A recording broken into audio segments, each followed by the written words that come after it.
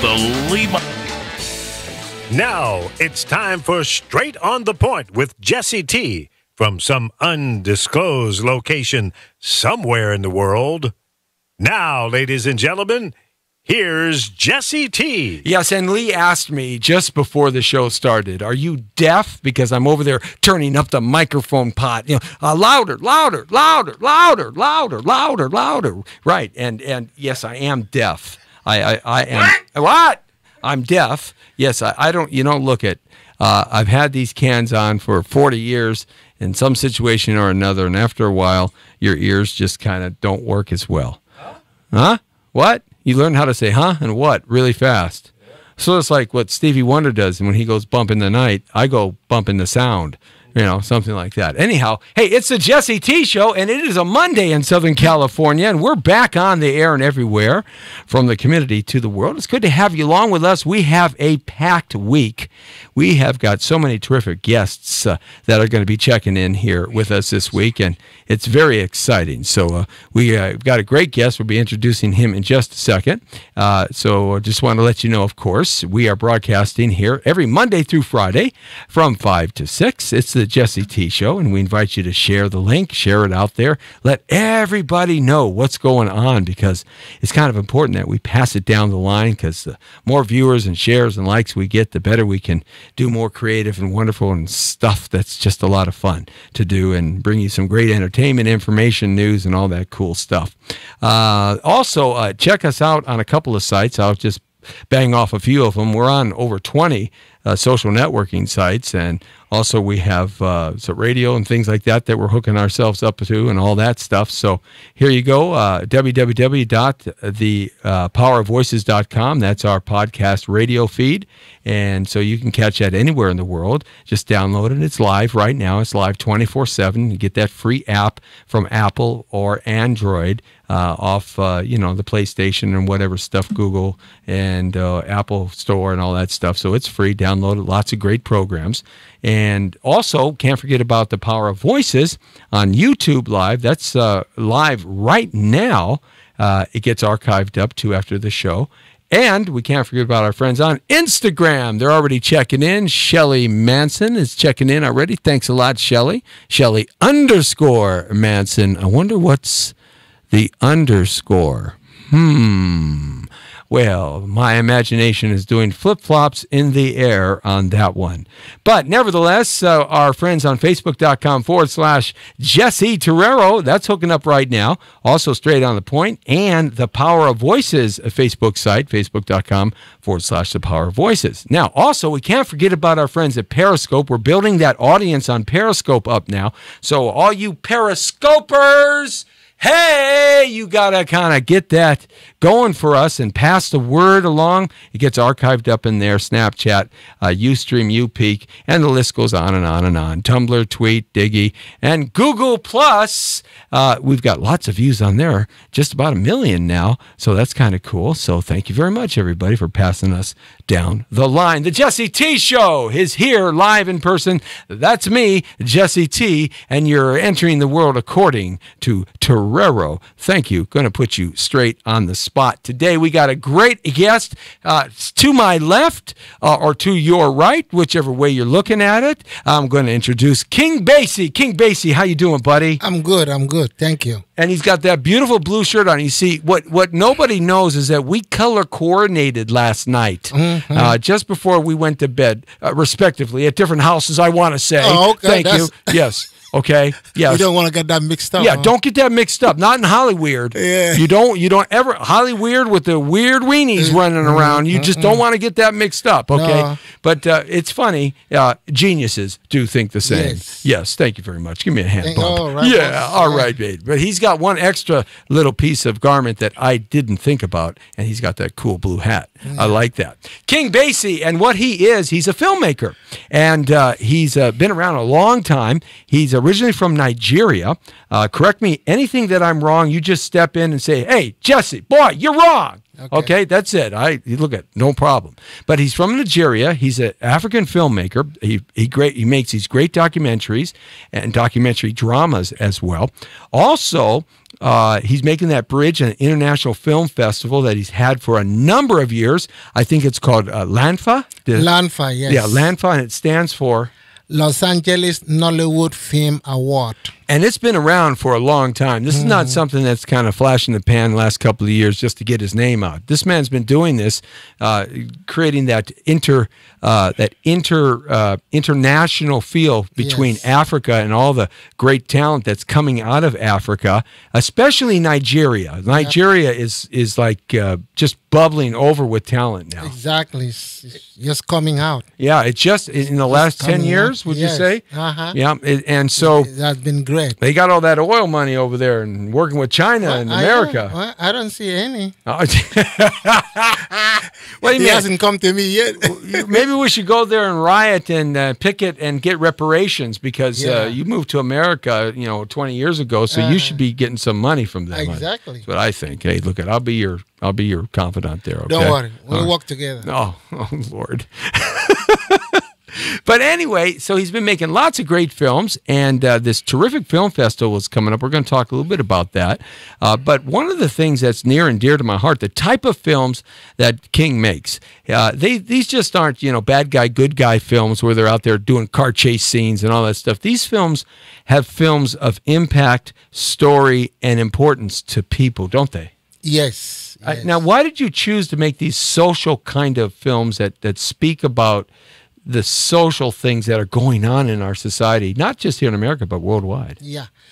Well, first of all, it's like an awareness movie to let people know what is going on. Like you said, it's nothing new.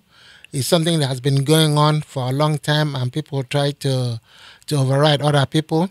One reason that I make the movie was that they had a story one time back in my country where this lady was coming and it was taking people back to America to give them education, give them good jobs, and then make them take care of their family, which is basically what Africans do here. They come here to make the money to support their family, because there's some people in in Africa that the whole village has to pay for them to come.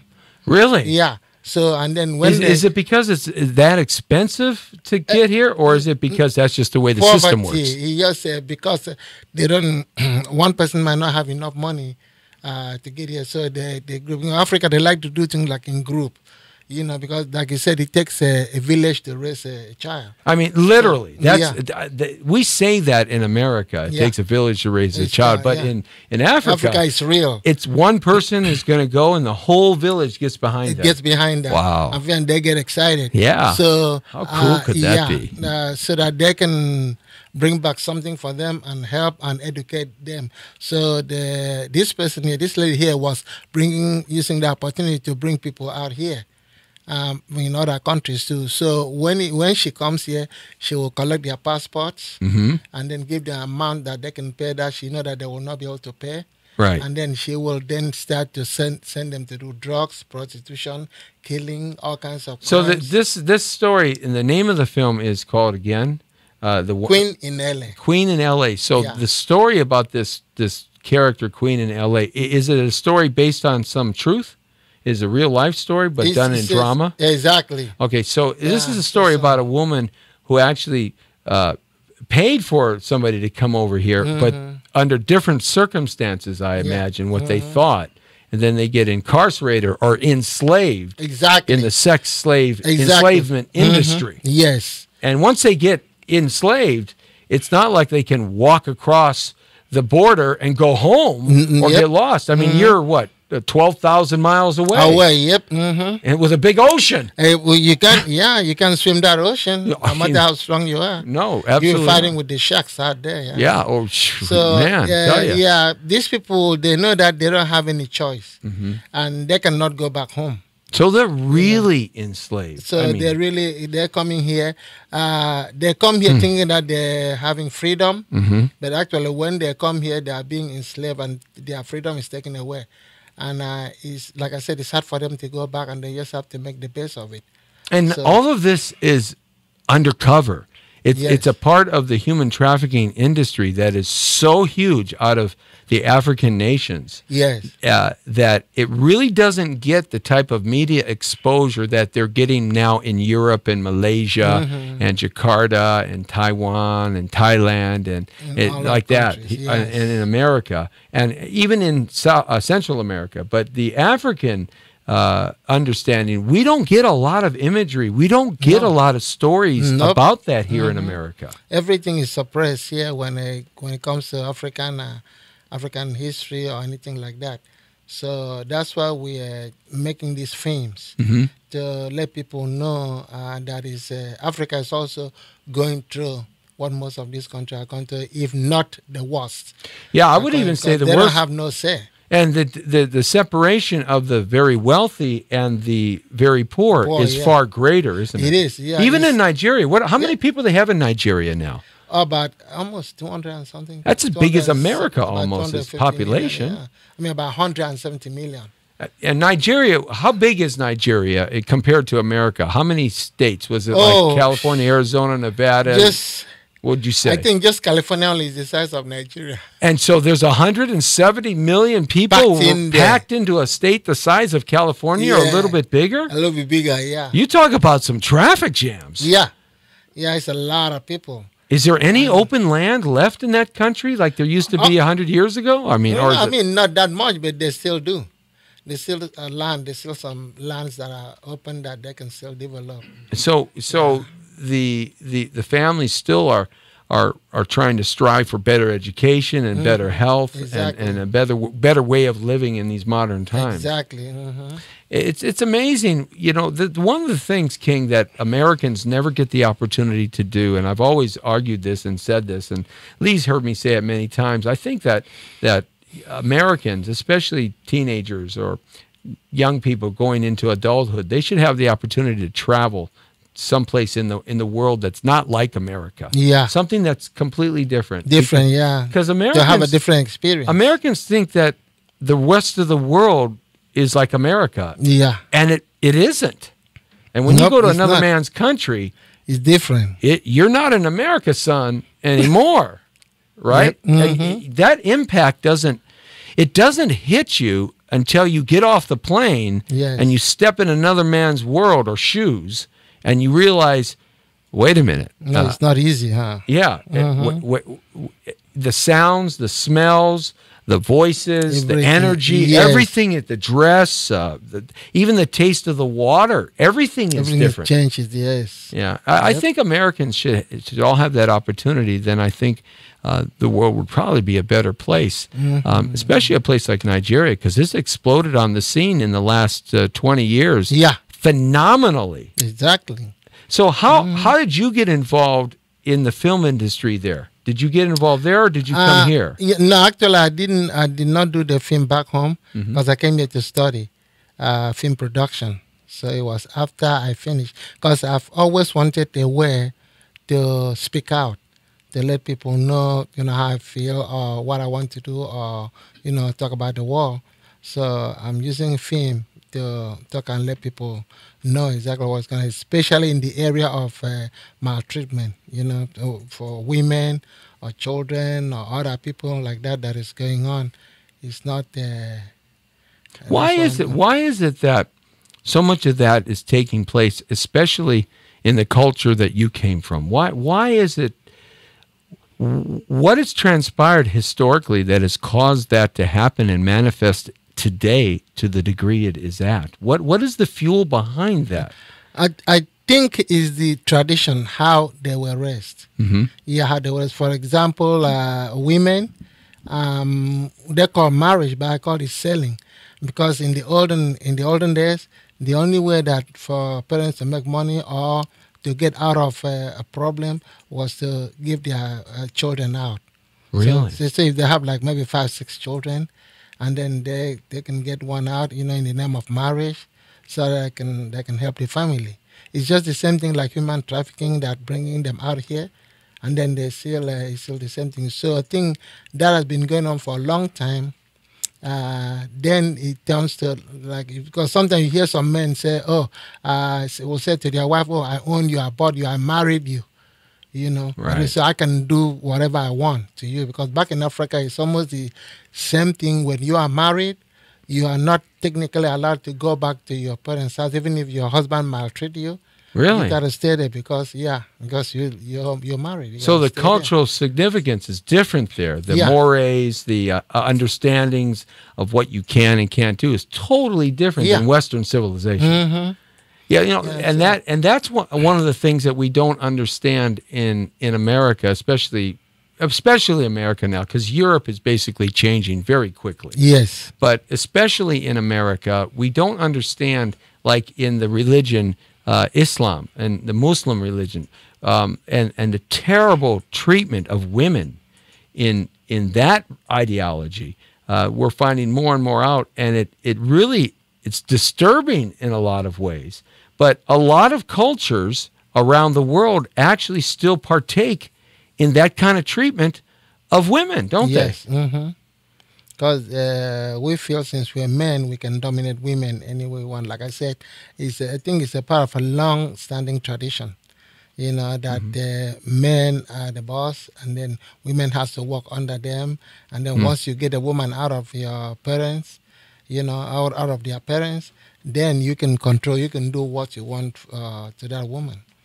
Yeah. Especially now that is everything is boiled down in love. Yeah. Women think they are in love, and then women are maltreating them, and they still say, because some will say, "Oh, I can't leave my husband. No, I can't leave. I have to stay there. It's not right." Right. So those tradition every day is escalating. Every day is getting bigger, and people are taking control of it. So it comes worse. One of the things that I've never understood well at all, and it's beyond not understanding, I don't accept it.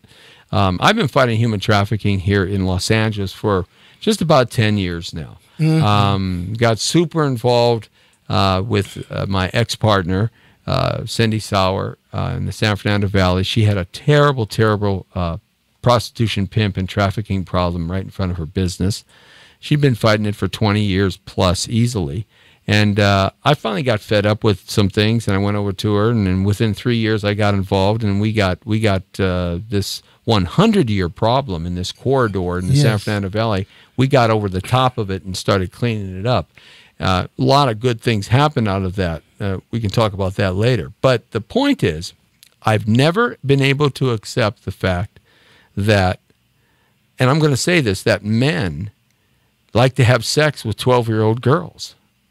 Or 10-year-olds, or 6-year-olds, or 5-year-olds. That's stupid. Or 4-year-olds. I mean, there are rings of pedophilia in this country, in this industry, the film industry, and the music industry that I so love both, that are disgusting. And we're talking some of the biggest names. And I've made it a point that over the next 2 or 3 or 4 years, I'm going to start calling these people out.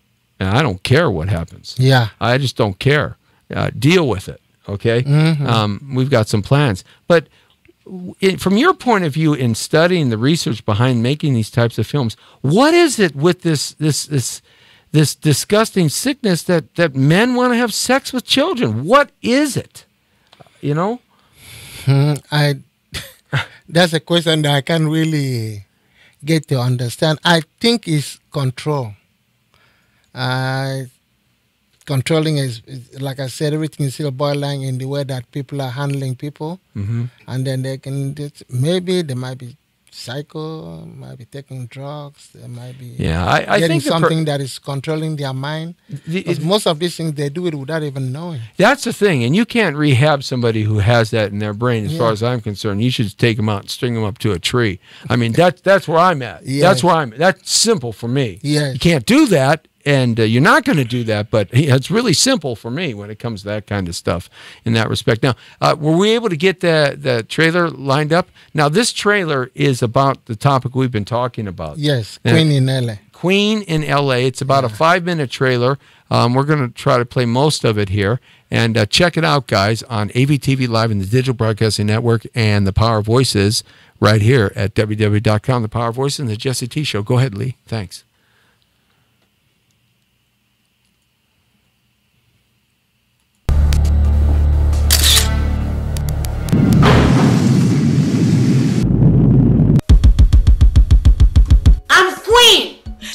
my father, she must pay. I use people, I dump them when I'm finished. It costs me a lot to be out here. I've sacrificed so much. We need guns. I have a score to settle. Okay? So tell me, Captain, how many guns have we sold this month? 4,000 guns, boss. That's good business. Do you think you can make it without me? This was not what you promised me or my parents. I don't care what I promised your parents. You have to do what I asked you to do. You promised us a good education. Yet you turned us into prostitutes, drug pushers, and God knows what. You stupid girl. Go ahead. Do your worst. I'd rather die than to sell my body. Shut up or blow your head off right now. Last night, she made me sleep with a woman twice my age. Peter called me. Now tell me exactly what happened. He promised to take care of me. Is he your father? Did he bring you here? What do I do now? I have no one to help me. I want to keep my baby. Keep what? Stupid.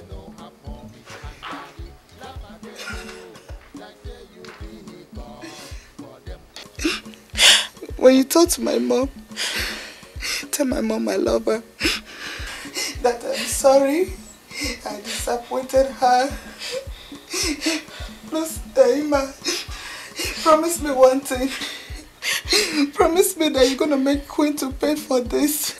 I promise. I promise. Oh, I need help. What a rubbish. I don't want to fight with you. If you don't leave my man alone, I will deal with you. If I ever see you with my man again, I will cut off your throat. Try me. Is that what you promised us, girls? Don't you think they deserve better than this? Would you allow your own daughter to do prostitution? Leave my child out of this. She will never do a thing like that. Then why are you enslaving those girls? Why? Why are you enslaving?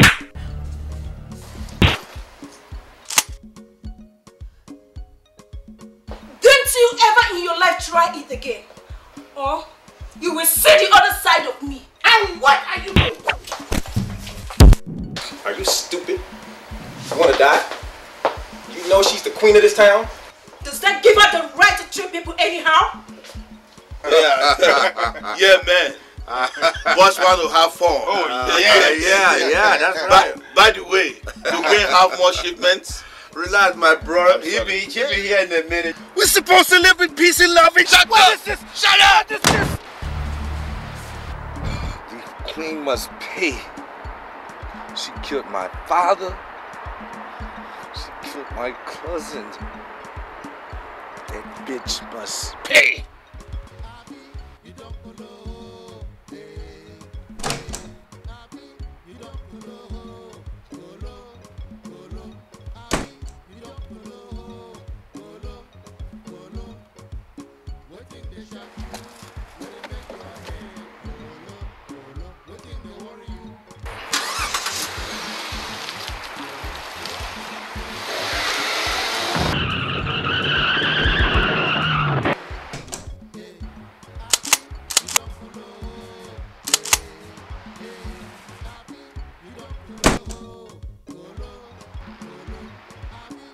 Wetin be your problem? You don't colo. You don't colo. Now your papa and your mama, they colo. You know we are family. We don't mess with one of our own. You know the code. I told you, anyone messes with my money is my enemy. You are nothing but a bitch. This bitch might get rid of your arm. I am Akan, the king. Nobody touches Akan. I am untouchable. I am queen. I control this town.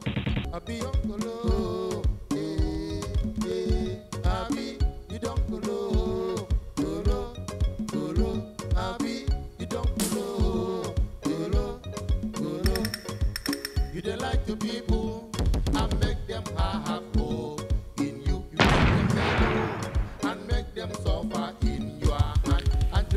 Man, that's pretty powerful stuff right there. There's lots of major scenes that are saying a lot of stuff right there. Yes. I mean, that Nigerian connection in human trafficking is pretty powerful now, isn't it? Very, very powerful. It's more stronger now than ever, because everybody just want to get in there and do what they can do, and they feel like the more they bring other people down, the more they gain power. In Nigeria, they obviously have to know what's going on. I mean, there has to be government officials, and there has to be folks and people that in villages and towns, and they know what's happening. Yeah, they know what's happening, but because we don't have the technology that they have here, and you can stay here and see what is going on or sizing around. So these things could happen in the villages, and the government wouldn't know by the time, or by the time the police get there, it's already too late. But they do crack them down, though.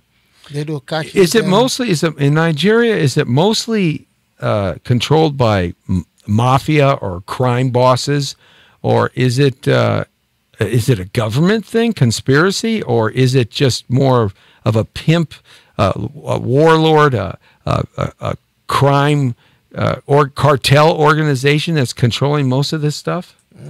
I really don't know. Because everything is like it's mixed up, right? And you don't really know until you get on the inside.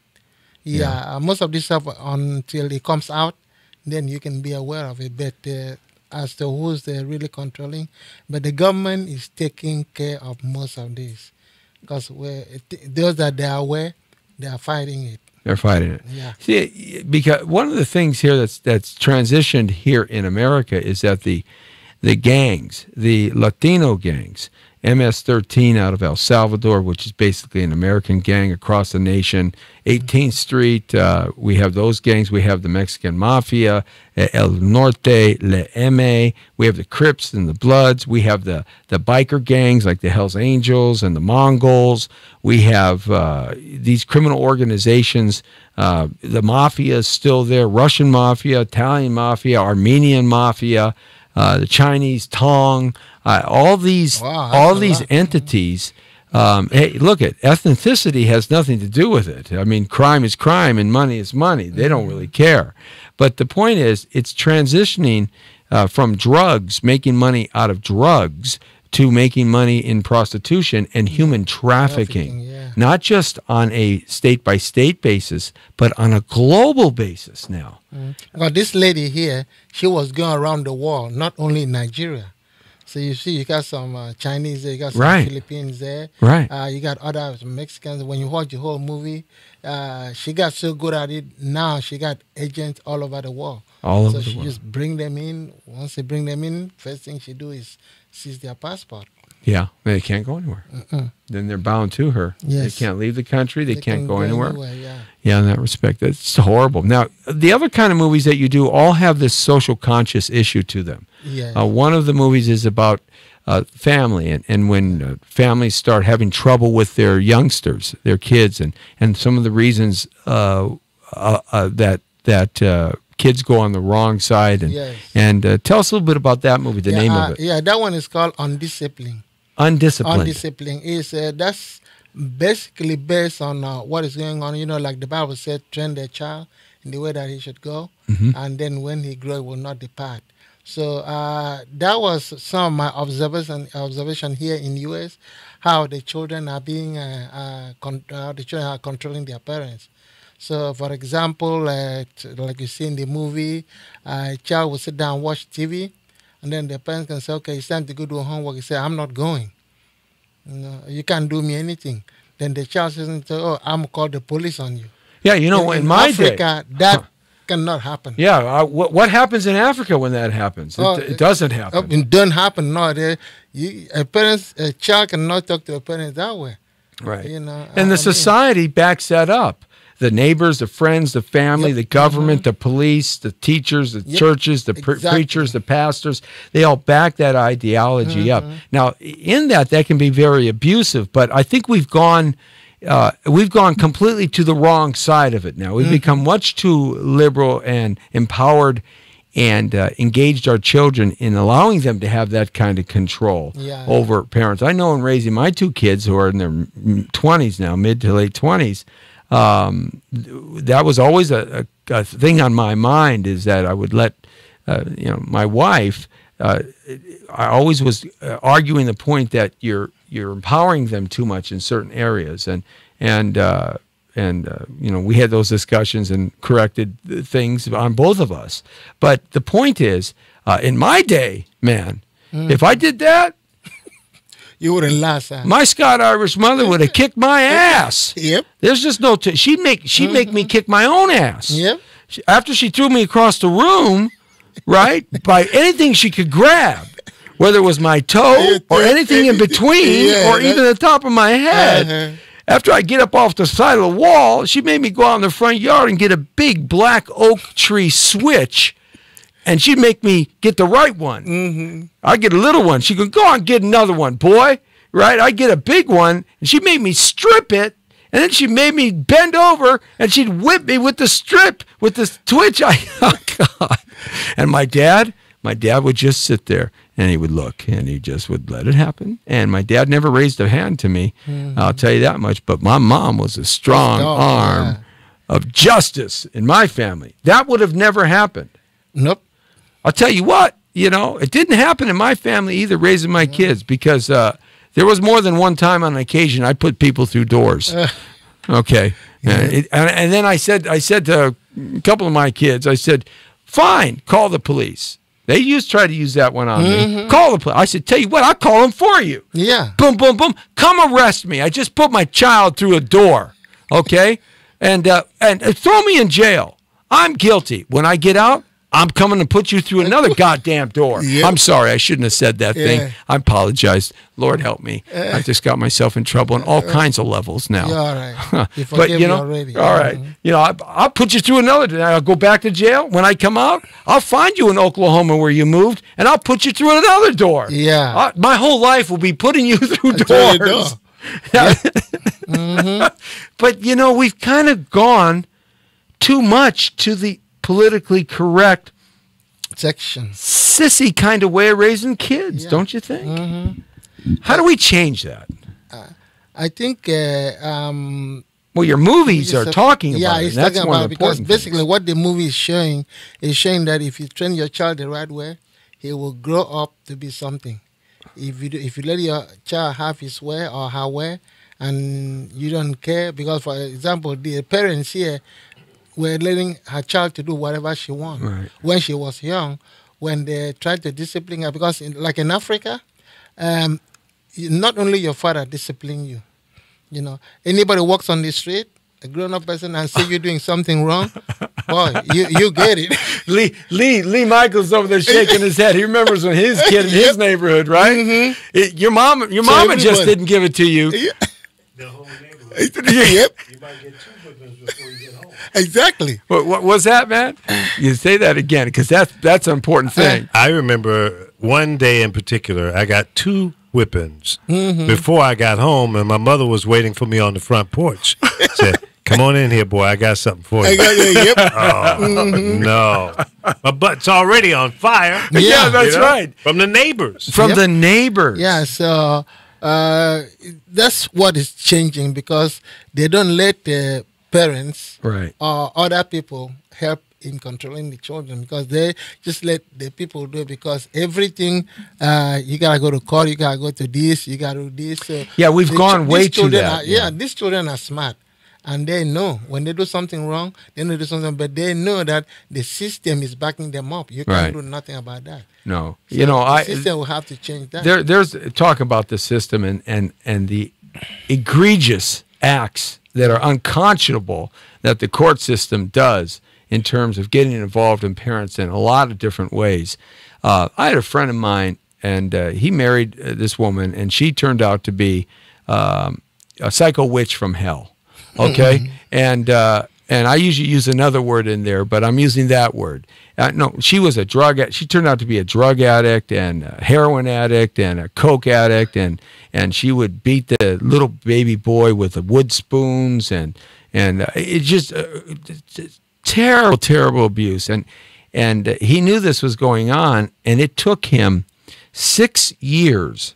6 years, and at that time, and this was 20 years ago, 6 years and $150,000 in lawyers' fees and court fees to finally get full custody of his child, who became a concert pianist, one of the very best. He could play Rachmaninoff, and if anybody knows Rachmaninoff and how hard that is to play, it's one of the hardest piano treatises to play, and so it took him 6 years. And this woman, they had pictures, they had videos, they had witnesses, they had the bruises and the beatings, they had everything, but the court system still allowed that child to go home. And they finally took the child away. But that's outrageous, and that's exactly what happens with our court system today, in terms of this children calling on the police and things like that. Now, on the same side, we have to say, you can't go beat your children and think you're going to get away with it, right? That's wrong too. Yeah. But I think corporal punishment. I think we need to get back to a little bit more of a little bit. Yeah. Come on. So the kid can be aware that they're doing something wrong, because right now all the children they just go wild. But they know you can say nothing to them. You can do nothing to them. You can talk to them, because once they call the police or they call the system, it's right there. I think parents are afraid of that in a lot of ways. Not you think they are afraid, because these parents, they don't want to go to jail. Right. They don't want to use the money that they should spend in buying food or paying bills to go doing the course. So they use because they know once the social people come or anybody come, the parents are going to be at fault. Yeah. One time I told my daughter, not my son, I said, you know something? And I said, I did pretty good in jail. I don't mind going back. Going back. I scared you, huh? Right. Yeah. Absolutely. And so you have a movie that talks specifically and gives some techniques and understandings on how to solve that problem. Yes. So this social kind of movies is something that you really like doing. Yeah, I like to make awareness a film to just let people know what is going on in the environment, on the side, and for people to be aware of, Right. That you can call my way of preaching. That's your passion. Yeah. You tell your passion through your storytelling. Yes. Let people be aware, because we're supposed to all live in love. Love one another, we stay together and do everything. But there's some people that out there that just think that rolling over people, running people's life is, is fun. Well, look what happened in Charlottesville just over the weekend. Yeah. These crazy, maniacal, crazy people are running each other over. Just running each other over. It's insane. You don't solve problems that way. Yep. I mean, you don't get in your Challenger and put the pedal to the metal and just start running people over. That's not the way to do it.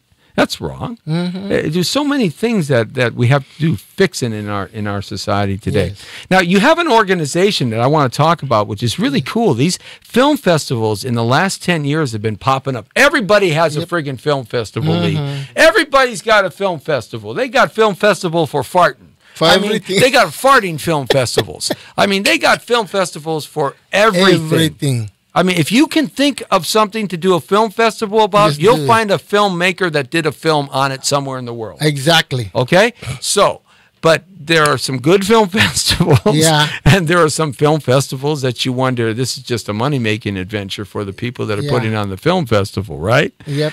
And but you've been involved with LANFA for, 20, 30 years now, right? A long time. A long time. And this is a festival of international films. Yes. Talk a little bit about that and tell us kind of the background of LANFA and how you started and what it's all about. Okay. The main basic thing, I'm not trying to do what everybody's doing. Right. But what we're trying to do is trying to expose African movies, African films, because African films has not been recognized. They think that is a home video, and they cannot. There is a lot of good African movies. So what we're trying to do is trying to get that established and get them connected with the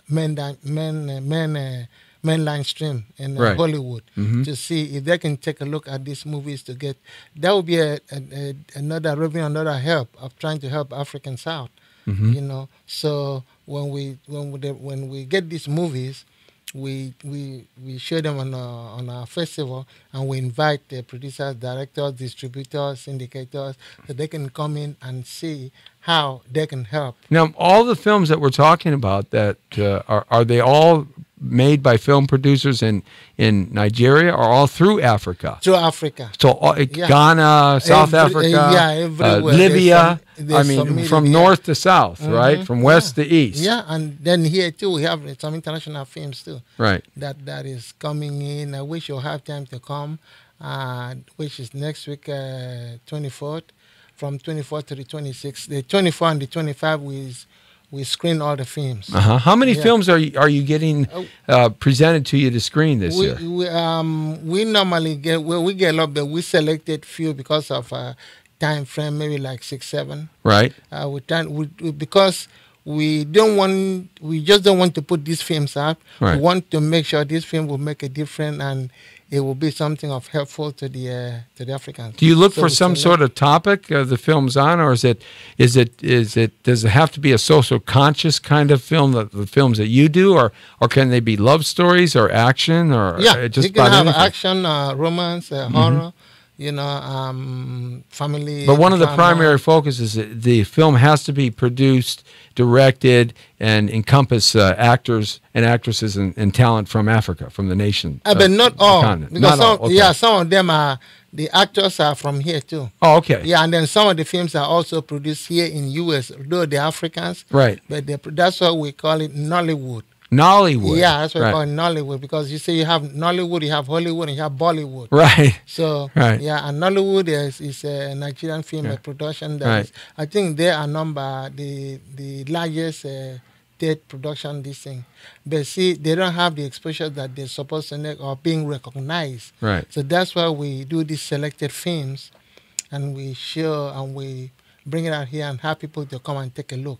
Maybe we'll be lucky to get to the Oscar or something, you know. I like the concept of Hollywood, Bollywood, and Nollywood. Yeah. You know, I like my concept, Jollywood. Jollywood. But my wood is never jolly, so I don't know what to tell you. Excuse me, I'm talking about the 2x4s sitting in my garage. Okay? Thank you. They're filled full of termites and dry rot. All right. But they're wood too. But they're Jollywood, wood. They're Jollywood. Jollywood, That's right. yeah. I have Jolly popcorn looking at my Jollywood. Yeah.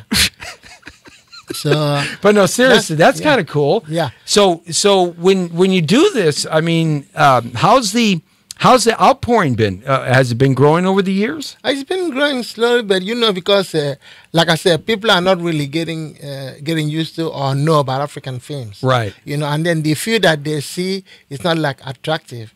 Right. Because they haven't had a chance to see the good films and best ones. So that's what we're trying to do, have them to come in, and take a look at these films and see what you can do. And few of them that have been seeing the film really enjoy it, because African movies have not been getting any exposure. No, just in Europe, it's like the music industry. The music coming out of Africa a few years ago was this Afro pop. Yeah. And it's really fast, kind of hip hop bump, but it's got an EDM feel to it, and it's got that African flavor, Afro pop. It's really interesting to see that. In fact, the great artist, the gentleman that's out of Nigeria, I always forget this guy. He won Grammys and Grammys. Oh, Akon. Akon is like the greatest superstar of all time in Nigeria, of anything entertainment wise, and he's done a lot of good stuff. For the people of Nigeria and Africa. He's done a lot of great stuff, and so just like the music business, which the Afropop was going into Europe quite heavily a few years ago. the film business needs that kind of bump now. Exactly. Right. Yeah. Because there's a lot of great talent there. Yeah. But there in South Africa. I know in South Africa, Hollywood goes down to South Africa a lot and makes a lot of films because of the tax advantages. Yes. South African government gives a ton of money. Yep. For the production to come down there, and they've got and from what I understand, South Africa is more like. It's more like the 1950s and 60s in terms of the buildings. Exactly. So in Nigeria and the other states of countries of Africa, is there any set industries where you can make films, or do you have to bring everything in? You bring everything in. You know, like in Nigeria, you do your own thing. There is no like much help. Mm-hmm. You know, you have to get your finance, get your equipment, do everything, and try to make it on your own. That's why sometimes it's hard to make like a really good film because they don't have the right resource that they're supposed to. No support, you know. No, some of them don't have good equipment, but they still manage to do good films. So that's why we want. Maybe when they start looking at this film, maybe Hollywood would pick some interest and say, okay, let's go there and do something there and upgrade these films. So it will be good for other people. Do you find a lot of Chinese investment coming into the filmmaking process for Nigerian not entertainment? Or just African entertainment? We're looking for any investors that can come in and help out, you know, any distributors that can come in and start to work on. You know, it's hard to find that. It really is. I mean, I look for financing all the time, and about the only people that come my way is SpongeBob SquarePants. You know, I get a bunch of SpongeBob SquarePants people. I don't know why that is. Maybe because I'm goofing around with my Jollywood too much. I don't know. But seriously, now this is happening August 24th through August 26th. And where? Where is it? Where's the location? We have it on 8039 South Vermont, 8039 South Vermont. South Vermont, 8039 South Vermont. South Vermont. And, at one theater there? Or? Yeah, they have a L. Ron Theater. The L. Ron Hubbard Theater. L. Ron Hubbard Theater, okay. It's going to... 3-day event. It's a 3-day event. And then the first and second day, some of the film you have to pay, some of them are free. Right. But on the last day, which is the main award, because we have people coming from all over. Wow. For the event, the ticket is $50. Right. Yeah, a donation to... So like for best film, best choreography, best acting. Best directors, yeah. So excellent. And then we also, not only particularly in film, we also honor people that have been working like you to help Africans out. And we honor them too, you know, like business people, humanitarian, in films. That have been coming supporting us. Right. So every year we honor some of them. I've been in the movie for a long time. Well, I don't require much honor, just free parking. Okay, we'll give you free parking. Yeah. You can't find any place to park in Los Angeles. So, I take free parking any time I can. We'll try to save one for you. So when you come in, I got a whole shoebox full of free parking passes. Yes. You know? Oh, I'm at South the Vermont Theater. Oh, I got one here, some free parking passes. But how have you ever hooked up with the OBM Society? No. OBM Society out of Nigeria, the big the philanthropist and networking society. I'll hook up with them because they're huge. Okay, well, OBM, give me the information. Yeah, I'll give you that information. I mean, there's lots of terrific investors and philanthropists and people from all walks of life. And we did a couple of red carpets the last couple of years for them, and they fill one of these hotels down on by LAX up with people that come from all over America. They have chapters all over America. And I'll tell you, some of them... from Nigeria? Yeah. It's called the OBM Network Group, OBM Society, OBM. Anyhow, it is huge. It is huge. And that would be a great thing for you to kind of connect with and network with because they could give you a bigger contact base, which is cool. And, you know, folks, if you've never seen how folks dress in Africa, in the whole nation, they dress different because there's like, how many countries are in Africa? A whole bunch of them. I mean, there's about 90 different languages in... No, 200, just in Nigeria, it's about 250. 250 languages in one country. Heck, I have a hard enough time just speaking English half the time to learn 250 languages. But dialects, dialects, you know, I mean, sometimes I go down to Louisiana, I can't understand a friggin' thing those Cajun people are saying. I try to, but I can't. But here's the point. It's such a flamboyant, colorful. They dress in great color and flamboyant, and the food we is like bright colors. We're happy people. Yeah, that's what the food is exotically tasty and fun, and you know it's really a cool thing to do, and so you got to go out there and see. And see LANFA, right? Yeah, LANFA. LANFA, and it stands for, again? Los Angeles Nollywood Film Award. And how can they get some tickets? How can they get that? They can go to our website, www.lanfa.com. Okay. And they just click on ticket. They can buy tickets online. Can they buy it there at the spot? They can also there, yeah. Okay, so go to lanfa.com and check it out. There's going to be some great films. And if you are a film person, you like to watch talent and you like to watch films, some of the best things you could do is, you know, go check out films made for other countries and by other countries from other folks around the world. Some of those films are so good. They're good, and they really enlighten you as to a way of thinking that, you know, it's just not America. Yeah, you know, most of African films are based on true story. They just don't do like a film like that. Most of them are based on true story, what they have gone through and everything. So it's very personal. Yeah. Right. So you can see, you can just feel it.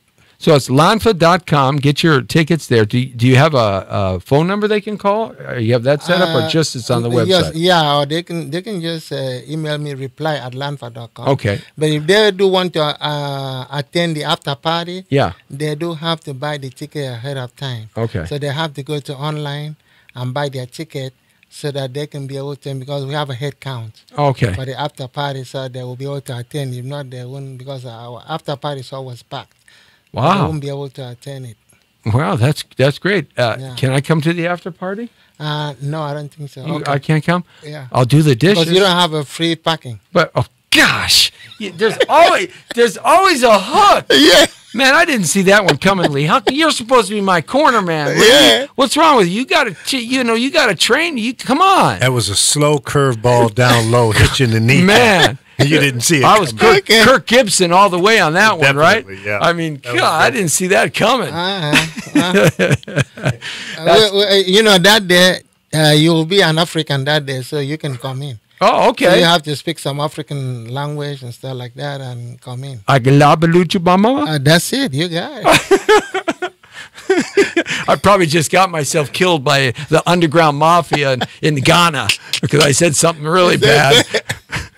Last time I was in Mexico, which was 25 years ago, and I could never go back to that country. They told me never to come back. That's a whole nother story. Whoa. But I said something and pissed somebody off, and I had no idea what I was saying. You were saying, yeah. That's one thing about other people's languages, because if you're not careful, because it's the way of pronunciation. Right. Because they can tell you one thing and you try to pronounce it. Like, for example, like my name. Right. Some people, my pronunciation is Basi. Basi. But some people call me Basis. If some people even call me Boss, I say, hey, whatever you want to call, just say Bass. Okay, can we call you Boss, Basie, Basi? Hey, Count Basie. Ain't nothing wrong with being Count Basie. I mean, if someone wants to call you Basie, I mean, there's nothing wrong with that. What is your full name in your original home dialect? What is your full name? Oh, it's long. Tell me. Huh? Tell me. What is it? Uno doi koretikurang. Uno doi koretikurang. Did I screw it up? Did I screw it up pretty bad? Say it again. Say it again. Say it again. Okay. Say it again. Wait a minute. That sounds like Chinese. One more time. Maybe we are brothers with Chinese. Yeah, we are. Yeah. Right. Yeah. Those knees on those Chinamen are really something. Chinese. Yeah. China knees. Yeah, that's right. Uno do collectiona. Oh, forget it. I heard him say, I'm out of here. That's it. He said, I'm out of here. I'm getting away from this crazy man. Yeah, otherwise, I don't think I would do good there. I think I would be bastardizing the language. You learn, because everything takes learning. Right. You there within 2-3 weeks, a month. You pick well, up something. I am African. Yeah. And I would fit in just right. The color of my skin is absolutely perfect for. Yeah, so you get in there and you start speaking, and they won't know the difference. No. They wouldn't know the difference. Yep. Oh, I know. Let me tell you. All right. Hey, man, it's great to have you in here. Thank you. King Basie, we love you. www.lanfa.com. Get the tickets August 24th through the 26th for the film festival. Thanks for standing strong and proud. Let me spell it. It's, because a lot of people have okay. It's L like Larry, A apple, N Nancy, F like Friday, A apple. Okay. All right, that's good. I can't repeat it because I'm still thinking of uno a la banana. Like a banana? I don't know. We do. We have banana. You have banana? The like a banana. Man, I like coconuts. See? I don't know. I want some uno laka coconuts. Okay. I'll take it to Africa one of these days, so you go and get it. That's all I need to do. That's another country that'll cast me out and say, Torero, never come back. Don't come back again, huh? All right, it's the Jesse T Show, Monday through Friday right here. And that's the world according to Torero. You're straight on the point. And I'm going to go learn some Africanese language here. Check it out. Thanks a lot for checking in and standing strong and proud for human trafficking and women's rights and kids' rights. We're out of here. The Brown Beauty's off duty. See ya! Una loca pacaca laca.